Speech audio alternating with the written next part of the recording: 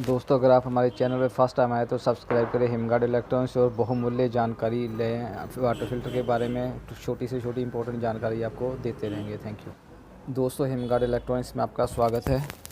आज हम बात कर रहे हैं कि अगर फ़िल्टर ब्लॉक हो जाएं, कार्बन फ़िल्टर, सेडिमेंट फ़िल्टर जो वाटर फ़िल्टर के अंदर प्यूरिफिकेशन का काम करते हैं, तो उनको कैसे चेंज करना है।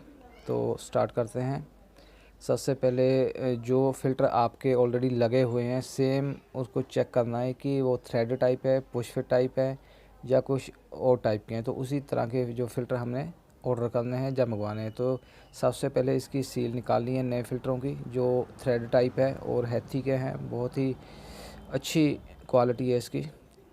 और इसके बाद जो ये पुराने थे इसकी भी आपको एक झलक दिखा देते हैं। इसमें दोस्तों हमने इसकी एल्बो खोल के चेक की है कि क्या स्टेटस है इसका अंदर। तो आप खुद भी देखिए, इसकी एल्बो की से ही पता चल जाता है कि कितना बुरा हाल हुआ हुआ है। ये देखिए कितना ज़्यादा इसके अंदर डस्ट, रस्ट और जो केमिकल्स अलग अलग तरह के होते हैं, रंग के इम्प्योरिटीज़ होती हैं, वो ये भरा हुआ है। इसीलिए ये अभी ब्लॉक हो गया है। तो ये फर्स्ट टिप ये है दोस्तों कि सेम टाइप के इनलाइन मंगवाने हैं आपने। इससे आपका फ़िट करने में भी आसानी रहेगी और आपका बजट भी ज़्यादा नहीं लगेगा। और इसकी जो एल्बो है हमने साथ में ऑर्डर करनी है और इसको चेंज करना है एल्बो को साथ इसके।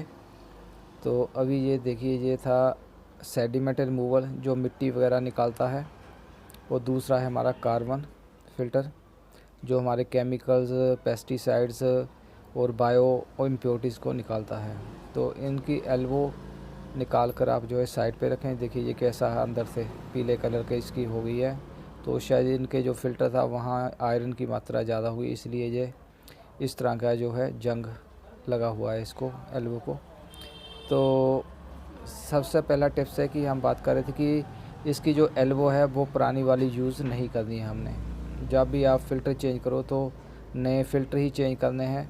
और उसके लिए आपने जो आपको चीज़ की ज़रूरत पड़ेगी वो एक टेफ्लॉन टेप, और साथ में इसके आपको नई थ्रेड एल्बो। ये अच्छी तरह से आपने टाइट कर कर इस पे रैप करनी है।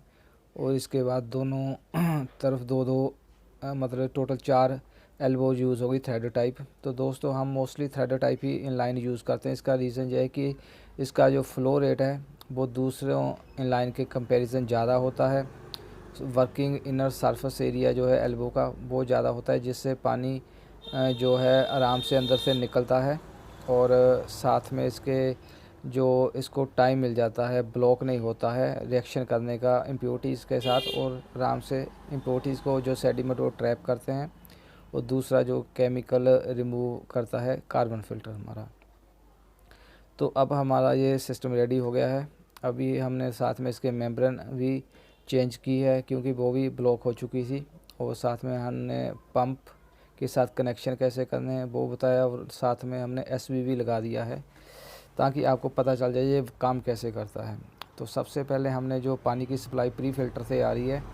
हाँ दोस्तों, एक बात और बताना चाहूँगा आपको मैंने पहली बात बताई है कि आपने इनलाइन जो चेंज करने हैं उसके साथ एल्बो भी चेंज करनी है, और उसके साथ पाइप भी नहीं डालनी है आपने, ताकि जो पुरानी पाइप है उसके अंदर भी काफ़ी ज़्यादा ब्लॉकेज हो जाती है डस्ट पार्टिकल की वजह से। तो सबसे पहले हमने सेडिमेंट फ़िल्टर को कनेक्ट किया है, और इसकी जो आउटपुट है वो हम देंगे कार्बन की इनपुट को। तो उसके लिए नई पाइप की ज़रूरत पड़ेगी। तो हम नई पाइप ही हर बार लगाते हैं जब भी किसी की वाटर फ़िल्टर की सर्विस करनी होती है, तो हम नई पाइप लगाते हैं सारी, ताकि दोबारा पाइप में ब्लॉकेज की वजह से पानी का फ़्लो कम ना हो। क्योंकि फ़िल्टर को पूरा फ़्लो मिलेगा तो ही वो अच्छे तरीके से काम कर पाएगा। और अब हमारा जो है 50% काम हो गया है। फर्स्ट हमने सेडिमेंट को सप्लाई दी, उसके बाद सेडिमेंट की आउटपुट जो है वो हमने दे दी कार्बन को। इस पर 200 एरो बना होता है, जिससे आप लगा सकते हैं अंदाज़ा कि पानी का फ़्लो का डायरेक्शन किस तरफ रखना है और एल्बो किस तरफ है आउटपुट वाली। तो दोस्तों इसको टाइट करने का भी बड़ा जेंटली आपने टाइट करना है, ओवर थ्रेडिंग नहीं करनी है, क्योंकि ओवर थ्रेडिंग से फिर काम ख़राब हो जाता है। इसलिए थोड़ा थोड़ा सा टेफ्लॉन टॉय पर लगा कर इसको टाइट करें। अब हमारे दोस्तों कनेक्शन ऑलमोस्ट हो चुके हैं। अब हम पानी की सप्लाई जो है सबसे पहले ऑन करेंगे चेक करने के लिए, ताकि लीकेज वगैरह का पता चल सके। तो अभी हमारी कोई लीकेज नहीं हुई है इसकी। इनलाइन के हमने थ्रेड पे जो है, इसीलिए पहले ऑन करते हैं सप्लाई, हम बाद में ऑन करते हैं बिजली वाली।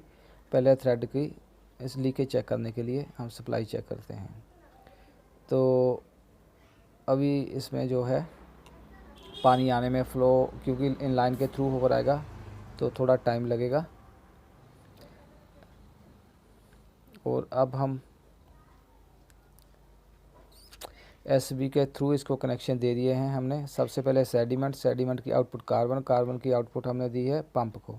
तो एसबी का लगाने का मतलब होता है कि जब हमारा पंप जो है बंद हो जाए, जब हमारा वाटर टैंक भर जाए पानी का, प्योर वाटर का, तो उस कंडीशन में एसबी ऑफ करता है, कंट्रोल करता है, सभी को पानी की सप्लाई को बंद कर देता है। तो उस केस में हमारी जो पानी की सप्लाई बंद हो जाती है, पावर सिस्टम बंद हो जाता है, तो पानी ओवरफ्लो नहीं होता। ओवरफ्लो को रोकने के लिए ही एसबी का यूज़ किया जाता है। और दोस्तों अब हमारा फ़्लो दोनों का, प्योर का भी आ रहा है और साथ में वेस्ट वाटर का भी आ रहा है। और हमने एसबी के कनेक्शन भी आज आपको कर दिखा दिए, क्योंकि एसबी की जो आउटपुट है वो जाती है पंप की इनपुट को, और जो कार्बन फ़िल्टर की आउटपुट ही है वो एसबी के इनपुट को जाती है। और इसको एसबी को देते हैं हम 24 वोल्ट सप्लाई डीसी। और इससे नेक्स्ट जो हमारा एफआर है वो हम 450 यूज़ कर रहे हैं, क्योंकि यह हमने 80 जीपीडी की मेम्ब्रेन यूज़ की है और 100 जीपीडी का पंप यूज़ किया हुआ है। और अगर आप मेम्ब्रेन कम्बिनेशन अलग रखना चाहते हैं, 75 रखना चाहते हैं और 100 जीपीडी का पंप लगाना चाहते हैं, तो फिर आप 350 का एफआर लगाएं, उससे आपको बेहतर रिज़ल्ट मिलेगा।